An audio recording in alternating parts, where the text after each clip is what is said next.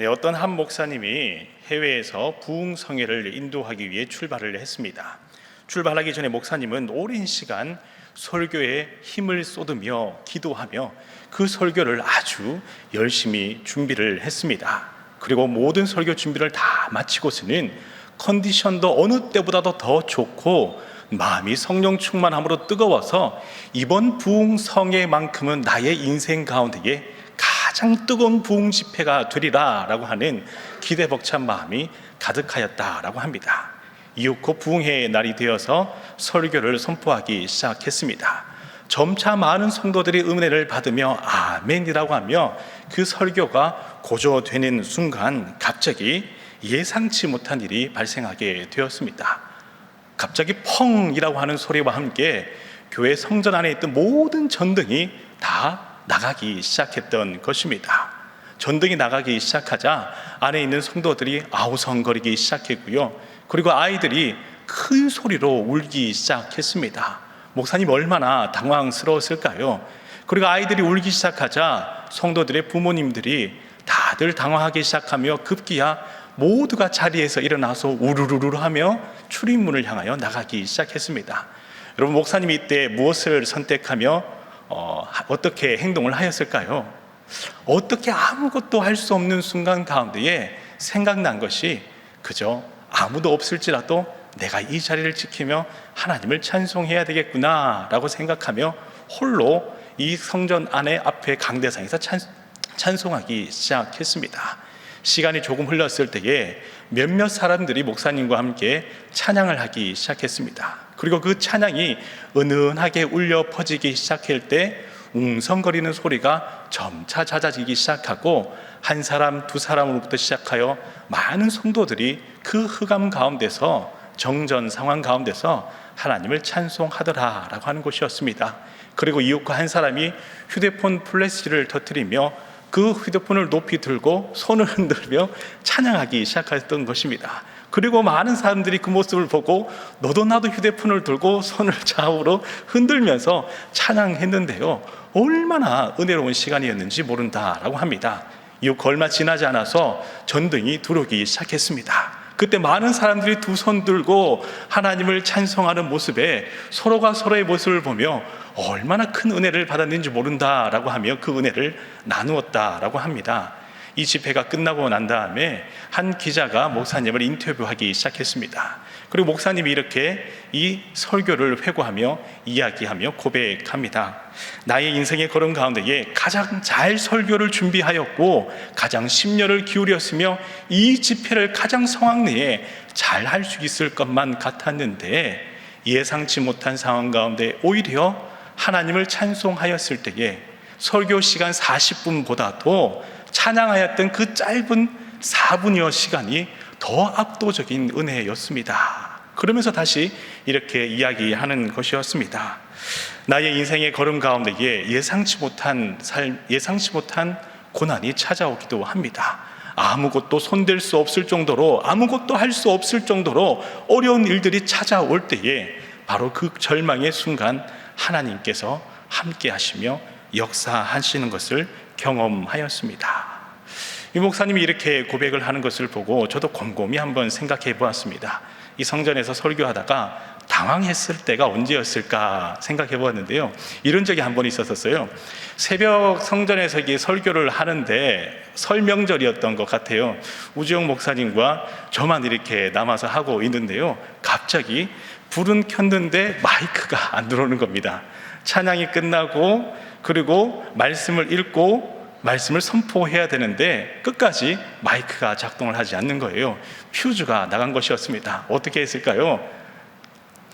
여러분, 목소리 잘 안 들릴지라도 오늘 마이크가 안 나오니까요, 이렇게 앞에 오셔서 말씀에 귀를 기울여 주시면 감사하겠습니다 라고 하며 큰 육성으로 15분 동안 설교를 하였습니다. 그때 앞에 계신 우리 임마누엘 찬양대 집사님들과요, 우리 권사님들이 귀를 쫑긋하고 들으시면서 그 모습에 얼마나 큰 은혜가 되었는지 모릅니다. 제가 어떻게 설교했는지 보다도요, 앉아 계시는 우리 권사님, 집사님, 성도들이 말씀을 듣는, 요렇게 하고 듣는 그 모습에 마음이 얼마나 뿌듯하며 감사했는지 모릅니다. 여러분, 오늘 본문 말씀에서도요, 성전 미문에 앉아 40년 동안 절망 가운데 놓였던 한 안진뱅이가 등장합니다. 그리고 전혀 예기치 못한 두 사람, 베드로와 요한을 만나서 예수 그리스도의 이름으로 치유함을 받는 놀라운 기적을 경험하고 하나님을 찬송하기 시작합니다. 오늘은 이 안진뱅이에게 찾아온 하나님의 은혜와 그가 어떻게 하나님을 찬송하게 되었는지 그 배경을 함께 살펴보고 세 가지 교훈을 나누어 보고자 합니다. 첫 번째 교훈은 깊은 기도의 자리가 있을 때에 하나님을 찬송하게 됩니다. 깊은 기도의 자리가 있을 때에 저절로 하나님을 찬송하며 그 은혜가 은은히 흘러 퍼지기 마련입니다. 다 함께 본문 1절의 말씀을 읽겠습니다. 본문 1절 한 절의 말씀입니다. 시작. 제9시 기도 시간에 베드로와 요한이 성전에 올라갈새. 아멘.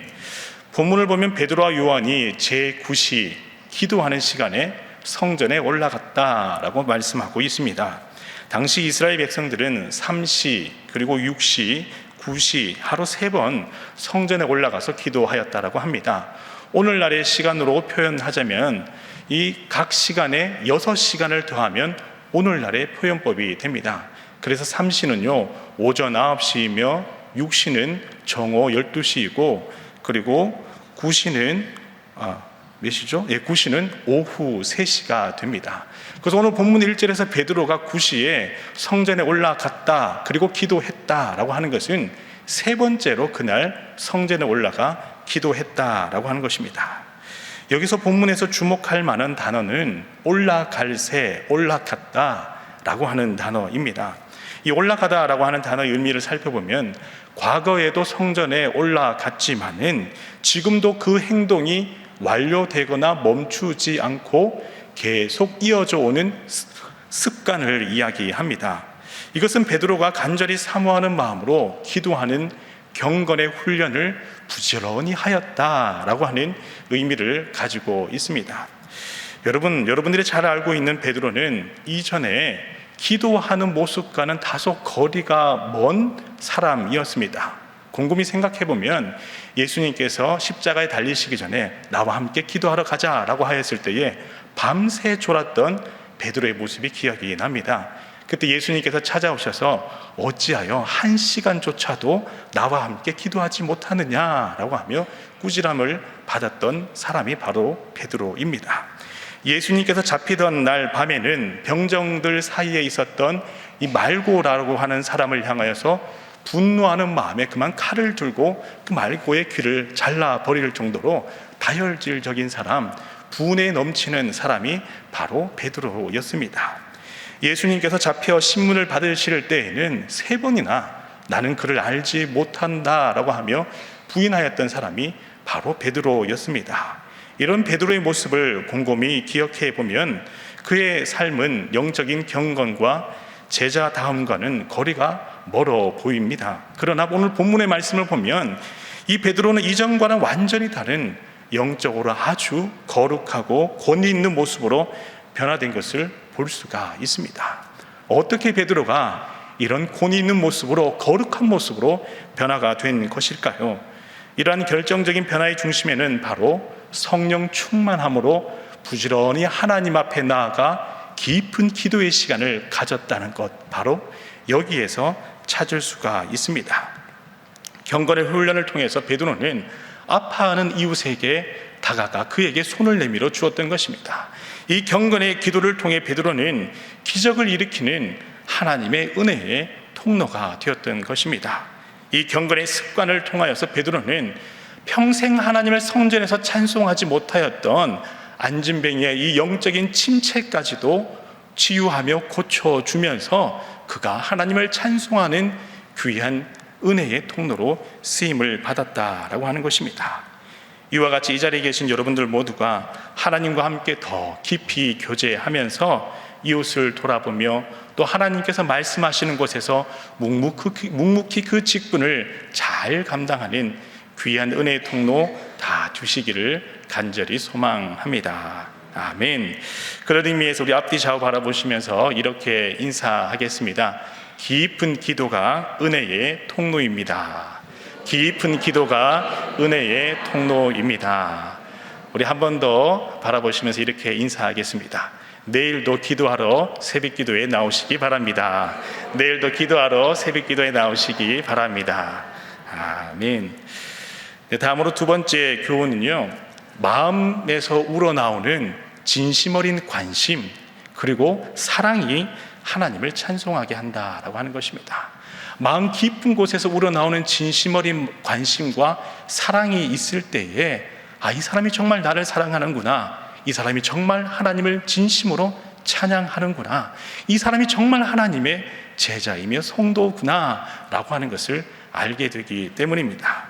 다 함께 본문 2절의 말씀을 함께 읽겠습니다. 본문 2절 한 절의 말씀입니다. 시작. 나면서 못 걷게 된 이를 사람들이 메고 오니 이는 성전에 들어가는 사람들에게 구걸하기 위하여 날마다 미문이라는 성전문에 두는 자라. 아멘. 본문에서 베드로는 매일 성전을 올라가다가 하루는 미문 앞에서 구걸하고 있는 이 안전뱅이를 만나게 됩니다. 그런데 이 만남의 장면을 곰곰이 살펴보면 특이한 점 한 가지가 있습니다. 2절의 말씀을 보면 사람들이 나면서 못 걷게 된 이 안전뱅이를 메고 왔다라고 하지요. 그리고 그 안전뱅이는 성전 미문에서 날마다 구걸하였다라고 성경은 표현하고 있습니다.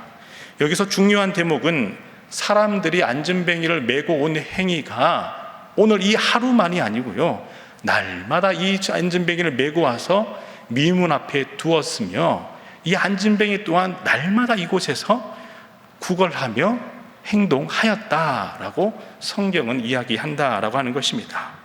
바로 여기서 눈여겨볼 점은요, 여러분, 베드로도 성전을 향하여 날마다 기도하러 올라갔습니다.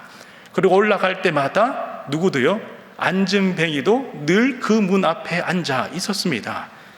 그러면 이것은 베드로와 안전뱅이가 오늘 본문에서 처음 만난 것이 아니라 이전에도 여러 번 이 안전뱅이를 보고 또 보고 낯익은 사람이었다라고 하는 것을 알 수 있는 대목입니다. 여기서 우리는 한 가지 질문을 던지게 됩니다. 왜 베드로는 이전에는 이 안전뱅이를 향하여 관심을 가지지 않다가 드디어 오늘 이 안전뱅이를 향하여 나아가게 된 것일까요? 그것은 하루 3번씩 늘 마주쳤던 사람이었기에 한 번이라도 관심을 가질 법하였지만 관심을 가지지 않았다라고 하는 것, 바꾸어 말하면요, 무관심이었다라고 생각할 수 있습니다. 여러분, 오늘 본문 4절의 말씀을 원어로 보면요, 이 4절의 말씀에는 베드로가 이런 무관심으로 일관했다라고 하는 구체적인 표현이 두 가지가 등장을 하는데요, 이 4절의 말씀 가운데는 한글로 번역되지 않은 두 단어가 있습니다. 첫 번째는요, 그런데라고 하는 단어이고요, 두 번째는 방향을 바꾸어 그를 향하였다라고 하는 단어입니다. 이 두 단어를 그대로 번역해서 4절 말씀을 제가 한번 읽어보도록 하겠습니다. 그런데 오늘은 방향을 바꾸어 그를 향하여 주목하여 말하였다라고 번역할 수가 있습니다. 그런데라고 하는 것은요, 이전에는 그렇게 하지 못하였다, 늘 그냥 지나쳐갔다라고 하는 것입니다. 그런데 오늘은 발걸음을 바꾸어서 그 안전뱅이를 향하여 그에게 다가가서 주목하였다, 정말 진심 어린 마음으로 가만히 바라보았다라고 하는 것입니다. 그리고 그 첫 번째 마디가 나를 보라라고 하는 말이었습니다. 분명 베드로는 이전에 늘 이곳에서 구걸하던 이 안전뱅이를 이미 알고 있었음에도 불구하고 관심 어린 마음 그리고 무관심으로 일관하였었습니다. 그런데 왜 오늘 이 안전뱅이를 향하게 되었을까요? 그것은 바로 베드로가 가졌던 깊은 기도의 자리에서 찾을 수가 있습니다. 성경은 다른 것을 이야기하지 않습니다. 그저 베드로가 깊은 기도의 자리를 가졌을 때에 아마 이렇게 생각할 수 있지 않겠습니까? 깊이 기도하면서 나를 성찰하고 나를 돌아보며 나의 부족함이 어디에 있을까? 그리고 하나님 오늘 나를 통해 어떤 일들을 행하실까? 하나님 앞에 물으며 아마 엎드렸을 것입니다. 그때 하나님께서 이런 마음을 주셨지 않겠습니까? 애야, 나아가다가 성전 미문 앞에 있는 저 안진뱅이가 얼마나 긍휼하며 얼마나 불쌍한지 아니? 내가 저에게 나아가 내 손을 내밀어 그를 일으켜 주렴. 아마 하나님께서 우리 베드로에게 그렇게 말씀하시지 않았겠습니까? 그리고 베드로는 이전에는 관심이 없었지만 하나님의 마음으로, 아버지의 마음으로 말씀을 붙들고 예수 그리스도의 이름으로 이 안진뱅이를 향하여 나아가게 되었다라고 볼 수가 있습니다. 이와 같이 베드로가 안진뱅이에게 진정한 마음으로 다가가기 시작했을 때에 6절 말씀과 같이 이렇게 선포하게 되었습니다. 우리 다 함께 본문 6절 말씀을 함께 읽겠습니다. 시작. 베드로가 이르되 은과 금은 내게 없거니와 내게 있는 이것을 내게 주노니 나사렛 예수 그리스도의 이름으로 일어나 걸으라 하고. 아멘. 병자를 치유하는 이 믿음의 고백을 선포하였을 때에 하나님의 역사를 베드로도 경험하였을 뿐만 아니라 병자 또한 이 하나님의 역사를 경험하게 되었습니다. 어디에서 이러한 만남이 일어나게 되었을까요? 바로 베드로의 관심이었습니다. 진심 어린 관심, 이웃을 향한 사랑하는 마음, 벌어진 자를 향하여서 사랑하는 마음으로 다가가고자 하는 베드로의 마음에서 시작이 되었다라고 하는 것입니다. 여기서 우리가 알 수 있는 중요한 점은 하나님과의 교제가 깊어질 때에 우리는 하나님께서 주목하는 버려진 이웃이 누구인지, 그리고 누구에게 손을 내밀어 다가가야 하는지 하나님께서 사랑하는 마음을 주신다라고 하는 것입니다.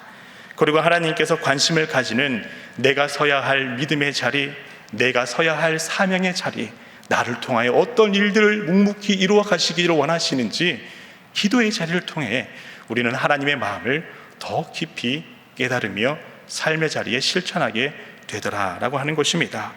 이것을 오늘날 우리의 신앙의 자리에 적용해 보면 늘 기도의 자리를 가까이 할 때에 그곳에서 하나님을 만나며 그곳에서 하나님의 마음을 깨달으며 그곳에서 나를 다시금 발견하고 나의 부족함을 바꾸사 하나님의 뜻을 이루는 귀한 은혜의 통로로 사용하시는 하나님의 뜻을 깨닫게 하는 자리, 그것이 바로 기도의 자리인 줄 믿습니다.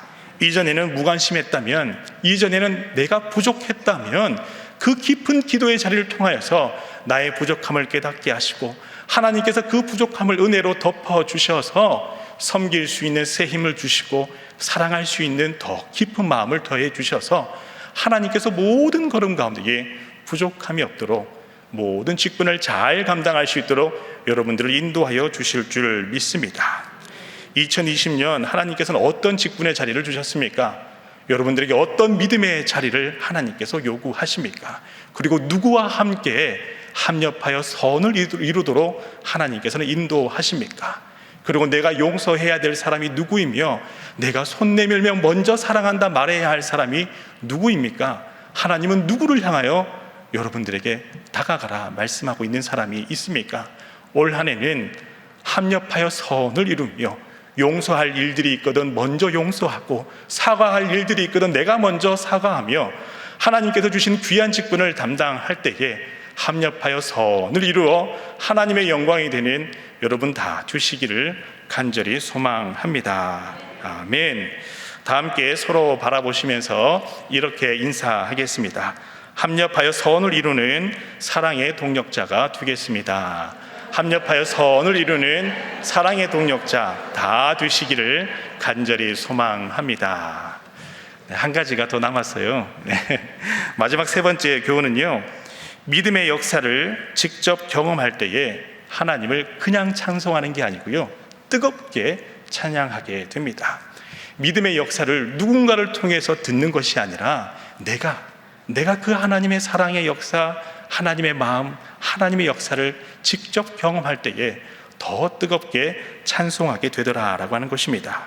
다 함께 본문 7절 그리고 8절 두 절의 말씀을 함께 읽겠습니다. 시작. 오른손을 잡아 일으키니 발과 발목이 곧 힘을 얻고 뛰어서서 걸으며 그들과 함께 성전으로 들어가면서 걷기도 하고 뛰기도 하며 하나님을 찬송하니. 아멘. 7절과 8절의 말씀을 보면 베드로를 통해 이 병고침을 받은 안진뱅이의 행동이 아주 구체적으로 기록되어 있습니다. 발과 발목에 힘을 얻게 되고 뛰기도 하며 서기도 하고 걷기도 하고 성전에 들어가기도 하며 하나님을 찬송했다라고 성경은 말씀하고 있습니다. 여기서 이 안진뱅이의 새롭게 변화된 모습을 보면 얼마나 그 기쁨이 충만했는지, 얼마나 그 기쁨이 넘치는지 잘 알 수가 있습니다. 그런데 반면에 9절과 10절의 말씀을 보면요, 주변의 사람들의 모습 그리고 안진뱅이의 모습에서 찾을 수 있는 결정적인 차이 한 가지가 있습니다. 그것은 주변의 사람들은 그저 놀라기만 할 뿐이었다라고 하는 것입니다. 그래서 10절의 말씀을 보면요, 반복적으로 심히 놀랍게 여기며 놀라니라 라고 이렇게 두 번이 기록되어 있을 뿐입니다. 반면에 안진뱅이는 뛰기도 하며 서기도 하며 성전에 들어가기도 하며 하나님을 찬송했다. 그리고 나머지 무리들은요, 와 하고 그저 놀라기만 할 뿐 하나님을 찬송하는 데 이르지는 못했다라고 하는 것입니다. 성경에서도 하나님을 직접 만난 사람과 그리고 직접 이전에 만나지 않고 간접적으로 들었을 때의 그 행동과 그 마음가짐이 많이 달랐던 사람들을 찾아볼 수가 있습니다. 여러분들이 잘 아는 야곱이 하나님을 직접 만나지 않고 아버지 이삭을 통해 들었을 때 어떠한 사람이었습니까?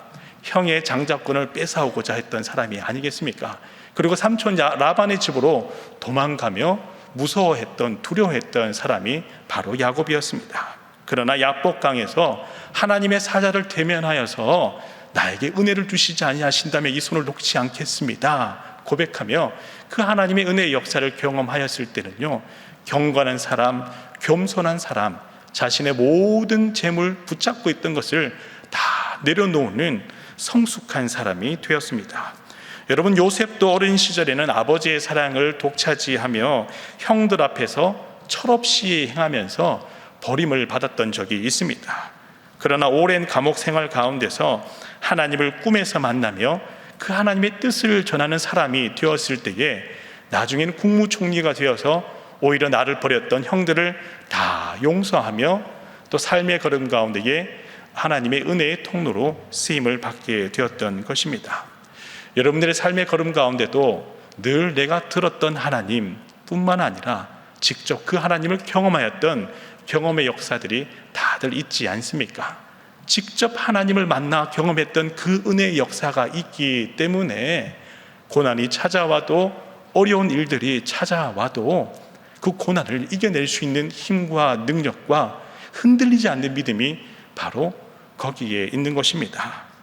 이와 같이 믿음의 연단이 더 깊어지면 깊어질수록, 오랜 연단이 더욱 숙성되면 숙성될수록 더 아름다운 향기로 하나님의 영광이 되는 줄로 믿습니다.